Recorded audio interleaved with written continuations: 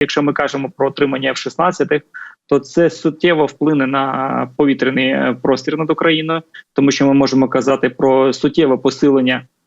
протидії проти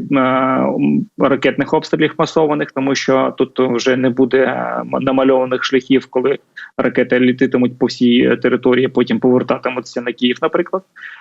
Ми можемо казати про прифронтову лінію, коли